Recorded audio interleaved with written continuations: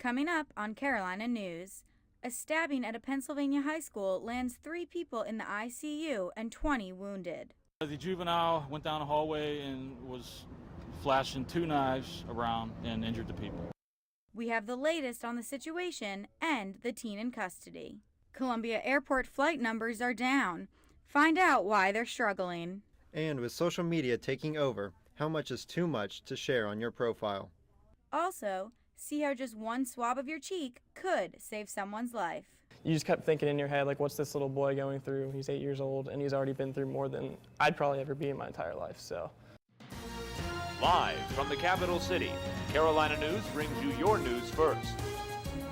With breaking news and in-depth reporting. Up-to-the-minute weather. And all your sports news and highlights. It's all here, now, on Carolina News. Hello, and welcome to Carolina News. I'm Catherine Ramirez. Good afternoon. Thank you for joining us. I'm Ashton Frager. If you've tried to book a flight from the Columbia Metropolitan Airport lately, you may have noticed it's been hard to find any direct or affordable flights. A study done by the Massachusetts Institute of Technology last year found that small airports may be in big trouble as airlines cut less profitable flights. The Columbia Metropolitan Airport had a decrease in flights by almost 28% from 2007 to 2012. Kathleen Jacob has the story. The director of the Columbia Metropolitan Airport, Dan Mann, says business has not been good for the past few years. Business has been it's been a tough up and down market with the economy. You had the fuel spike. That fuel got over $100 a barrel. With rising fuel prices, airlines are cutting back on small planes, like the ones primarily flying out of Columbia. This causes fares to skyrocket and pushes customers like Alex Shapiro to fly from large, more affordable airports like Charlotte. I used to use Columbia a lot more, but I don't anymore because it's a lot less expensive to fly out of Charlotte. While Shapiro no longer flies out of Columbia, she does miss some of the benefits that small airports have, like the convenient location and short waiting lines. Usually when you fly out of Columbia, there's like no wait or anything like that. But it's just the problem that like Columbia doesn't fly like straight to Boston. It's fare and nonstops are what the customers are after. I mean, fare first, and then if it's not fair, it's all those nonstops where you don't have to switch planes. And Mann says that even though things may look dismal for the airport right now, he is hopeful that things will change. we are state capital. We have the University of South Carolina, a huge military presence with Fort Jackson, Shaw, and we think we are going to see 1.5–2% growth over the next 5 years. Mann says it is constantly a struggle competing with larger airports, but he predicts the gap in fare prices between Charlotte and Columbia airports will go down. Kathleen Jacob, Carolina News. Mann says for the best airline ticket prices, shop on Tuesday afternoons after 2 o'clock. A stabbing rampage took place early this morning at a high school in Murraysville, Pennsylvania. 20 people were stabbed in classrooms and hallways only 15 minutes after doors opened. 12 victims were taken to the hospital. 3 are currently in the ICU. Everything happened so fast, some students didn't realize what was going on. The fire alarm went off. I was walking over towards the exit, and there was blood all over the floor. Thought maybe someone had a nosebleed or something, and someone yelled she got stabbed. Police say the stabber is a 16-year-old male sophomore. They have him in custody, but are not releasing his name because he is a minor. Search teams have detected underwater signals that could be from the missing Malaysia Air Flight 370. Chief Search Coordinator Angus Houston says the ships picked up transmissions yesterday afternoon and evening. This means the Ocean Shield has now detected 4 signals over the last week. All 4 signals have been within 17 miles of each other. The plane has been missing for 33 days. About 2,000 people, including the President and First Lady, attended a memorial in Texas today. The memorial is to honor the victims of last week's deadly shooting rampage. 3 soldiers were killed and 16 wounded by a soldier who then took his own life. Investigators have identified the shooter as Specialist Ivan Lopez, a 34-year-old Iraq War veteran. Obama spoke at the memorial that is still going on. Possibly one of the biggest laws to go through the State House this year hit an unexpected snag last night. Emma's Law, which passed unanimously through the House last week, was delayed by Senator Gerald Malloy of Darlington.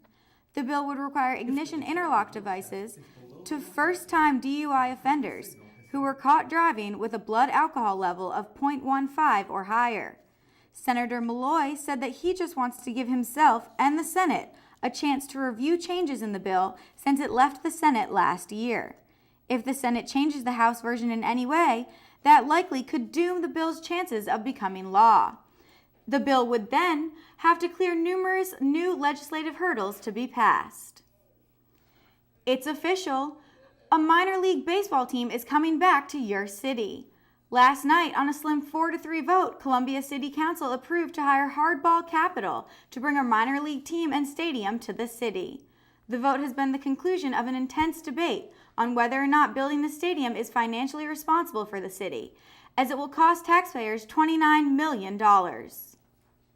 With 1.23 billion users on Facebook, it's no surprise that employers are looking to social media to get a first look at possible employees.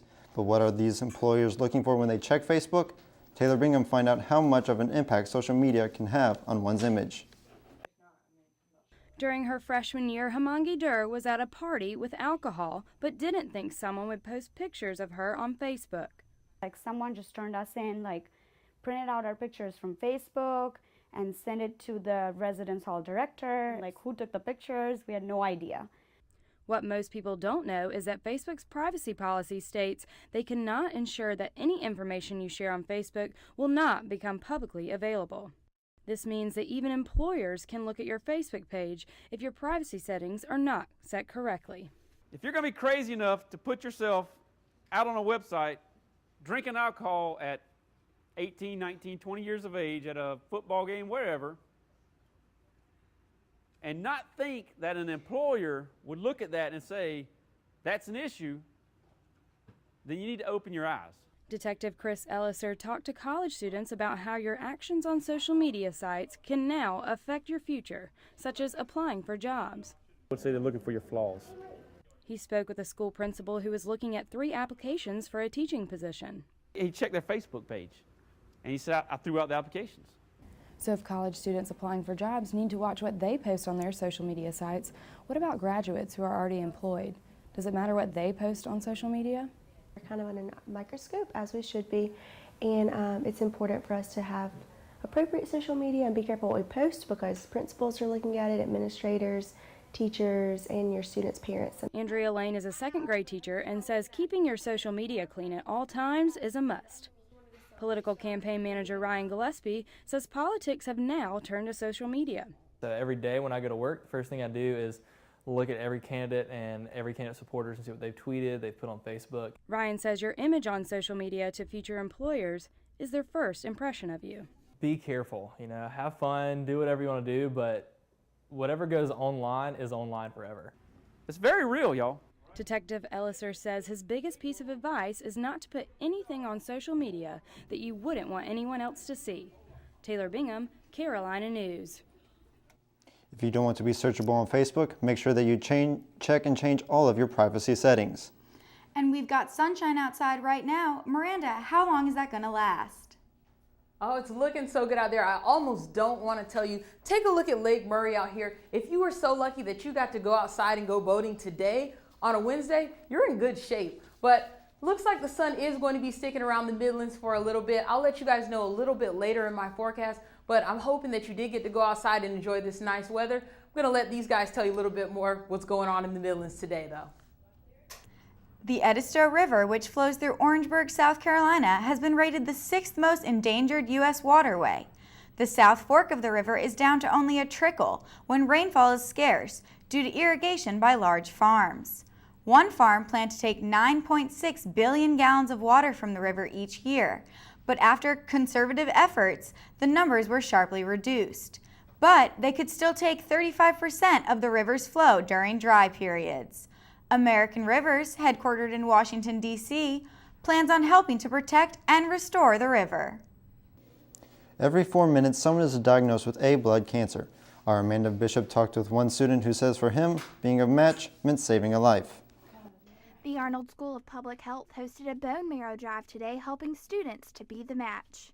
2 years ago, sophomore Austin Luera became that match with one swab of his cheek. We ended up doing the swab, took like 5 minutes, and 3 months later, I guess I was a freshman now at the time, and pretty much just got a phone call saying you were a match for an 8-year-old boy, and I didn't know at the time like the magnitude of what that had. After a few pre-op appointments, Austin went in for surgery.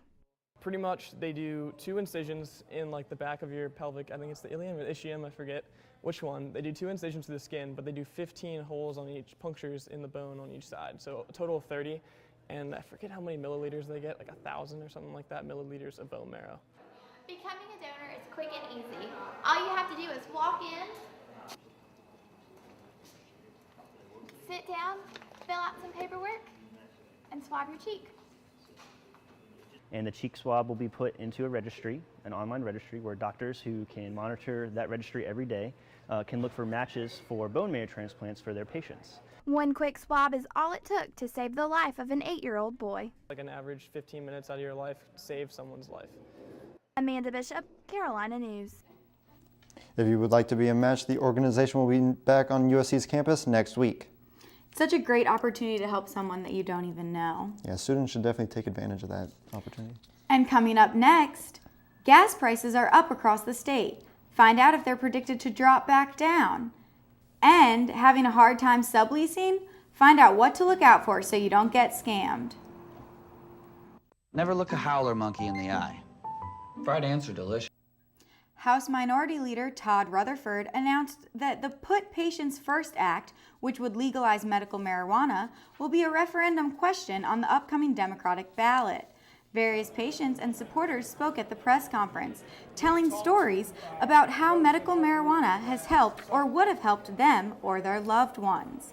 Mary Kay Face was one of those supporters and was there for her niece, who suffers from epilepsy but has managed to get her disorder under control with the use of medical marijuana. And we're not pushing the elements of marijuana where everybody's getting high and having a grand old time. We're trying to point out the medical aspects of it and what it can do to help so many, many people to get off some of these horrible medications. The bill would allow for people to legally possess 2 ounces of marijuana with medical verification and will be on the Democratic primary ballot in June. You may have noticed your wallet is more empty than usual when filling up your gas tank. AAA says gas prices have risen 17 cents in South Carolina in just the last month. They say refinery maintenance and the tightening of the supply are the cause. Prices are expected to continue to rise through the month and into the summer. There's a month left of classes, and many college students living in apartments are scrambling to find someone to take over paying their rent for the summer. But there are things you need to be aware of before starting the search, and they may surprise you. Lauren Hoare has more. Aisha Marshall is going home for the summer for an internship, and she's looking for someone to live in her apartment at the Woodlands in Columbia. But when Aisha thought she finally found someone, she was caught by surprise. I guess I'm thinking, oh my goodness, someone's interested in a room, get back to them as soon as possible. After messaging back and forth, Aisha started becoming skeptical. And she asked about payment, and I'm just like, why do you need a payment from me? She asked, for my full name, full address, phone number, and email address. So she contacted the Woodlands with the name of the person who reached out to her. And they emailed me back and they was like, hey, it's a scammer. The Woodlands of Columbia were not able to speak on camera today about this subject, but Aisha said that they told her that she is not the only person being targeted by this scam. Ellis Forrest is the president of the Real Estate Law Society at USC. He says ways to avoid this problem is to meet in person with whoever wants to sublease your room. He also suggests taking payments in cash, not a check. Could be a fake check, and then they could be scamming you just for that money in return. I was like, wow, they really try to do that. In the meantime, Aisha will continue her search for someone to fill her room by May, but with caution. Lauren Hoare, Carolina News. If you or someone you know are trying to sublease, Aisha says posting on social media, websites like Craigslist, and flyers across campus have helped her in her search for a subleaser. Yeah, students need to be careful who they hand out their information to. Definitely, even though they're looking for someone to live in their apartment. But now let's take one more look at Miranda on the weather wall. Well, I already showed you guys what Lake Murray looked like this afternoon, and now I've got to look right here at the capital city. For those of you in the business district, you probably already know, but I've got more about these great temperatures right after the break.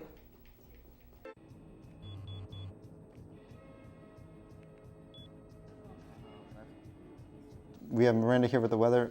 It was looking pretty good outside today. How long can we expect that weather to last this week? Well, it's looking pretty great, just like Ashton just told you guys, and as I showed you earlier, and that weather is going to stick around. I want to show you what it's looking like right now. The temperature is sitting at a lovely 69 degrees outside, and the wind is blowing just a little bit.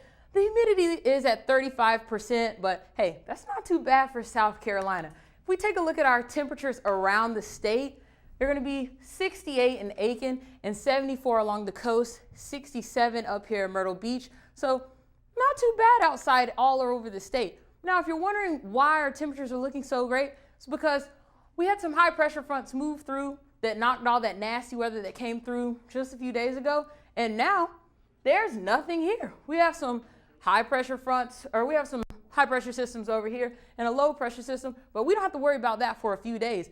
There's nothing heading our way, no rain, no clouds. All those high pressure systems, they move clockwise and they suck those clouds right on up and move them out of the way. One thing you might want to look at though is the UV levels. Now here in South Carolina, we're not looking too bad right now, but we are in the orange level right at the Midlands. So that means that we might want to start getting some copper tone. You don't want to burn. You don't want to be hurting when you go to work. So if you are going to be outside, take a look at that. If we look at what's going to be going on this week, looking at tomorrow, we do have a cold front that's going to be pushing our way. We don't have to worry about that. Like I said, it's a couple days away because this is tomorrow's map and it's still far away then, still right here in the Midwest. So this high pressure system sitting right on top of Georgia, that's just going to be keeping it pretty clear right here in the Midlands.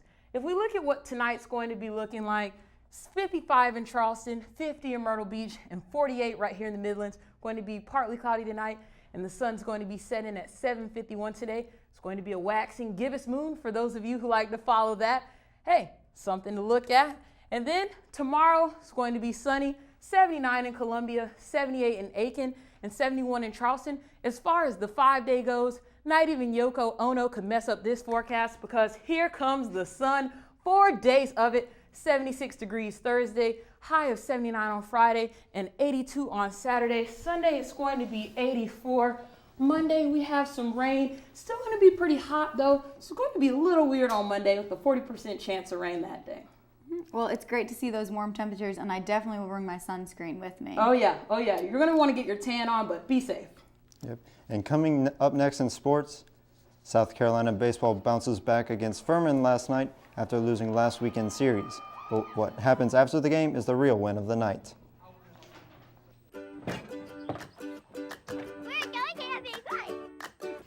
Welcome back. Paul, the Gamecocks were in action last night after losing 2 games to Arkansas last weekend. How'd they do?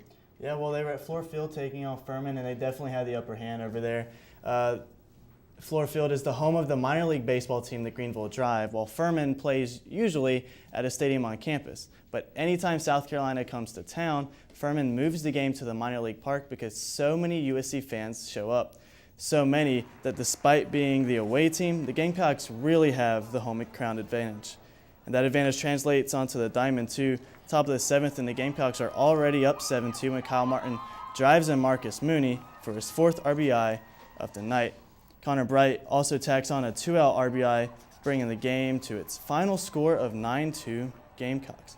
Freshman Taylor Widener takes the win with 4 2/3 scoreless innings thrown and 4 strikeouts. The 4th-ranked Gamecocks return to play at home this weekend against the 15th-ranked Florida Gators. And while South Carolina won the game last night, it was Furman that won the crowd's heart after the game. The team has been raising money for the battle against childhood cancer and announced that it raised more than $37,000. The coaches and players wore pink hats throughout the game and had their heads shaved to raise awareness. And speaking of being on the road, South Carolina softball also had a good night on the diamond, shutting out Campbell 2-zip. Olivia Lawrence pinch hit in the 5th and drove in the final run by drilling off the wall and bringing in Ashlyn Masters and getting her first career triple. The Gamecocks now have 20 home wins in a season for the first time since 2007. They head to Arkansas for a 3-game series against the Razorbacks on the road this weekend, which is what I was talking about. Speaking of being on the road, drive towards Blythewood on I-77 and a new sign will catch your eye. The state of South Carolina is recognizing Gamecock Equestrian and Blythewood with a permanent sign at exit 27. It welcomes you while designating the town as the home of the equestrian team. And in the national scope, it's an undefeated season and a 9th national championship for UConn women's basketball. Beginning of the second half, and UConn's Stephanie Dolson threads the needle to Brianna Stewart for a quick lay-in. Stewart led the team with 21 points in the game. UConn finishes the game rather easily with a final of 79-58 and completes the college basketball championship sweep. Finally, you're not alone if you're itching for football season and tailgating. Bleacher Report released its top tailgating schools in college football, and South Carolina takes number 6, thanks to the Cockaboos. The top 10 includes 7 SEC schools, and Clemson is number 14. So guys, any guesses to what the top team was? We didn't see it there. I'm going to guess probably LSU, maybe? LSU, nope. Maybe Alabama? Alabama, no. Tennessee for having the water and stuff. So I like Carolina a little better. But Yeah. I agree. But coming up, a city version of a country trend is popping up across the United States. See what it is and if it could happen to you next. One of my biggest passions in life is animals. That's why I've worked with Morris Animal Foundation for... Cow tipping has transformed, and the new version of it is sweeping across the nation. Smart car tipping is a trend that popped up earlier this week in San Francisco. This morning, police found a tipped car in Columbus, Ohio, near Ohio State's campus. Officers say the vandals tried and failed to flip over a second vehicle. And I imagine it's a little bit easier to tip a car than a cow, maybe. It's not moving. I don't know, but I am glad that I do not have a smart car. That would be a little dangerous. They look like little turned over Hot Wheels. They do. But let's take one more look at the 5-day. All right, I'd be happy to tell you guys about this great weather. Thursday, Friday, Saturday, and Sunday is going to be great weather. It's going to be sunny every day, but that's all I can say about that. Well, that's great. It's great to see such warm weather. Yep. Well, that's all the time we have for today. Thank you so much for being with us. See you tomorrow and have a great evening.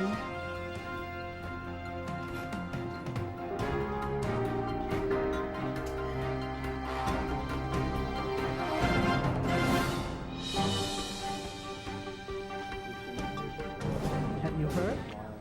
Scam artists are trying to trick seniors. Oh, into God. giving